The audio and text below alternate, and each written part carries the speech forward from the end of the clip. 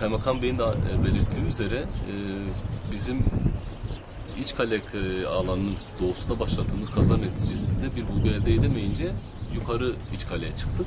Saray olarak nitelendirdiğimiz kuzey alanının güneyindeki müştemilatı kazdık. Burada mimari yapılara paralel 11, 13 ve 15. yüzyıla tarihlenebileceğini düşündüğümüz 20'ye yakın mezar çıkardık.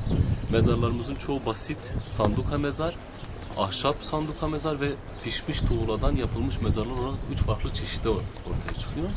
İlginçtir, alanın kutsiyetinden midir, öneminden midir bilmiyoruz. Gömüler üst üste ve birbirine çok yakın yapılmış. Bu bizi sevk ediyor. Muhtemelen İçkale'nin ilk yerleşim alanı, yani bu kısım için konuşuyorum, mezarlık alanıydı. Mezarlığın üstüne yerleşimler geldi. Çünkü iskeletlerimizin birçoğu daha sonra yapılmış olan, yani 16. 17 ve 18. yüzyılda yapılmış duvarlarla tahrip edilmiş durumda. Seyfiye Mescidi'nin orada önemli bir kazı alanımız var. Orayı da size göstermek isteriz. Orada elimize geçen mimari yapılar ve pipolar oldukça ilginç. Biraz sonra pipoları da size göstermek isteriz.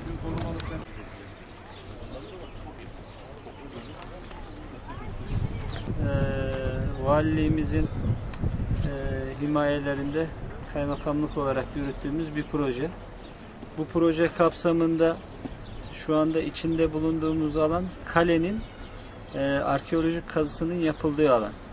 Daha öncesinde işe ilk başladığımızda hemen kalenin dışındaki 30 dönümlük 1. derece arkeolojik sit alanında kazılar yapıldı. Kazılarda herhangi bir bulguya rastlanamadı ve oranın dere yatağı olduğu tespit edildi.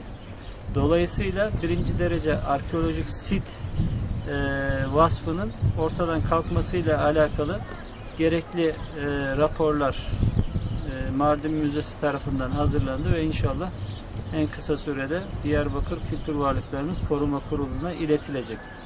İkinci etapta içinde bulunmuş olduğumuz alanda kazı çalışmalarına başladık ve bu alanda 11. ve 13. yüzyıllara kadar ulaştık. Şu an itibariyle şehir yapısı yavaş yavaş ortaya çıkmaya başladı ve bununla birlikte şehirdeki mezarlıklara ulaştık. Şu ana kadar 20'ye yakın buradan 11. ve 13. yüzyıl arasındaki iskeletleri buradan kaldırdık.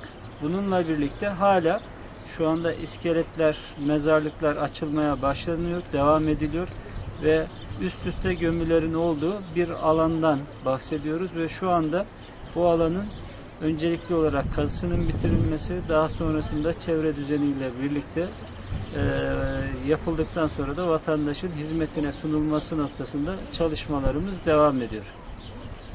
Evet, sizin soracağınız için Sayın Valim parçalamış. Bugün ben Suskunlar için çekime gittim. Mezarlama neler çektim. Orada Sayın Valim mezar kazmışlar. Çıkardıkları atık toprağın içinde kemik kaynıyor. Yani yine bir mezarın içine koymuşlar aslında.